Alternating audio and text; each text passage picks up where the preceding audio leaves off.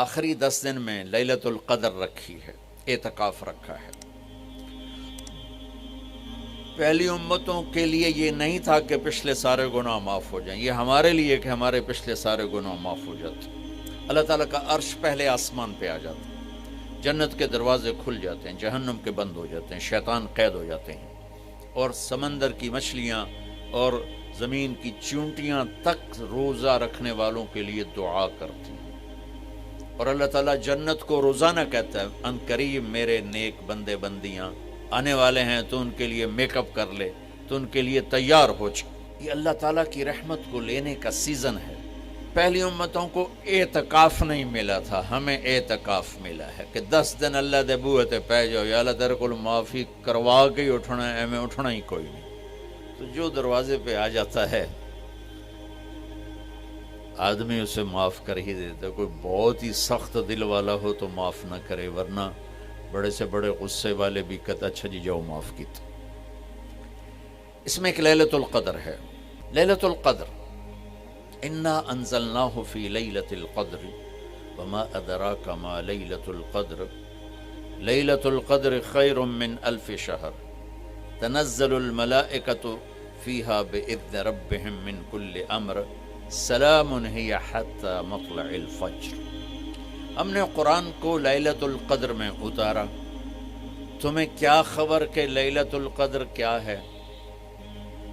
لیلۃ القدر 1000 مہینوں سے بہتر ہے، اس میں فرشتے اترتے ہیں اور یہ صبح تک رہتی ہے۔ لفظ قدر عربی میں اس کا ایک مطلب ہے قیمت، سبحان اللہ۔ تو اللہ نے کہا میں تمہیں بتاؤں لیلۃ القدر کی قیمت کیا ہے؟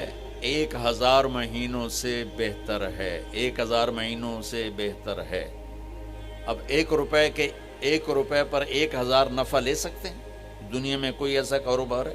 جو ہیروئن بیچتے ہیں وہ بھی نہیں لے سکتے۔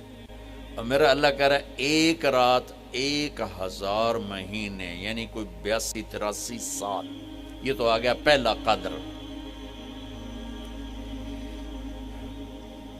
دوسرا اس کا مطلب ہے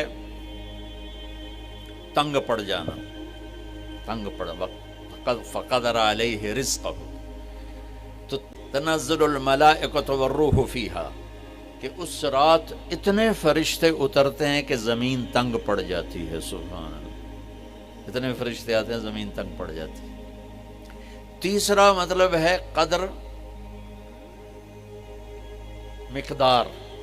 مقدار کو، تو اللہ تعالیٰ نے اس کا آخری مطلب بھی بتایا، سلام ہی حتی مطلع الفجر، کہ فجر کی اذان تک یہ رہتی ہے۔ 3 مطلب ہیں قدر کے، تینوں اللہ نے قرآن میں کور کیے۔ قیمت کیا ہے؟ 1000 مہینوں سے بہتر۔ تنگی کیا ہے؟ فرشتوں سے زمین بھر جاتی ہے۔ مقدار کیا ہے؟ صبح صادق۔ لیلۃ القدر 27 کی نہیں ہوتی، 21، 23، 25، 27، 29۔ اب یہ 5 راتیں جاگنے چھٹ، آپ لوگ تو ویسے رات کے بادشاہ ہو، جاگ لو۔ تو لیلۃ القدر مسجد میں نہ گزارو، گھر میں گزارو۔ یہ مسجدوں میں اشتہار لگ جاتے ہیں، فلاں کے ساتھ شب قدر گزاریں، فلاں حضرت کے ساتھ شب قدر گزاریں، پھر ادھر کوئی صلاۃ تسبیح پڑھ رہا ہے باجماعت، عورتیں صلاۃ تسبیح کی جماعت کرا رہی ہیں، اور پتہ نہیں اور کتنی عجیب و غریب قسم کی عبادات شروع ہو جاتی۔ یہ نفلی عبادت ہے، میرے نبی گھر میں پڑھتے تھے۔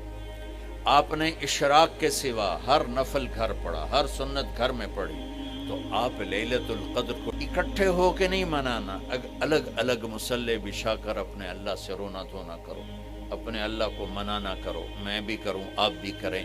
نوافل کی، جیسے ابھی شب برات گزری تو اشتہار تھے، میں جا رہا تھا ادھر غلام آباد میں، ایک جنازہ ہو گیا تھا، تو اشتہار فلاں حضرت کے ساتھ شب برات گزاریں، فلاں مسجد میں شب برات گزاریں، فلاں جگہ شب برات گزاریں۔ بھائی وہ گھر میں منانے کی ہے، مسجد میں نہیں۔ میرے نبی نے نفلوں کو تنہائی میں ادا کیا، فرض کو مجمع میں ادا کیا۔ لیلۃ القدر میں جاگنا نفل ہے، اور پھر جب اکٹھے ہو جائیں گے لوگ اور عورتیں تو پھر ساتھ غیبت بھی چلے گی، اور ایک غیبت کا بول ساری رات کو اڑا کے رکھ دے گا۔ مردوں یا عورت اکٹھے ہو جائیں غیبت سے تو بچتے نہیں، نہ ہی رک سکتے ہم۔ سندھ سے ہم بائی روڈ آ رہے تھے، کراچی سے بائی روڈ جماعت تھی، تو وہ راستے میں بڑی غیبت کریں، نوجوان تھے سارے نئے نئے، میں چپ کر کے سنتا رہا۔ جب کوئی 2 دن گزر گئے نا تو میں نے کہا بچوں ایک نصیحت کرتا ہوں کہ غیبت نہ کیا کرو، مذاق کرو، ہنسا کرو، کھیڑا کرو، غیبت نہ کرو۔ تھوڑی سی میں نے اس پہ بات کی تو بڑے متاثر ہوئے، کہا جی ٹھیک ہے انشاءاللہ آئندہ بالکل نہیں کریں۔ کوئی آدھا گھنٹہ گاڑی میں سناٹا رہا، آدھے گھنٹے کے بعد ایک بولے مولانا یہ غیبت نہ کری تو پھر گلاں کی کریے۔ یہ میرا کلچر ہے، لہذا عورتیں عبادت کے لیے بھی اکٹھی ہوں گی تو غیبت شروع ہوگی، مرد مسجد میں اکٹھے ہوں گے وقت ضائع ہوگا، غیبت شروع ہوگی۔ میرے بھائی بہنوں، ہر نفل کو گھر میں گزار، اپنے گھر کو بابرکت بناؤ، اپنے گھروں میں نفل پڑھو، تلاوت کرو، ذکر کرو،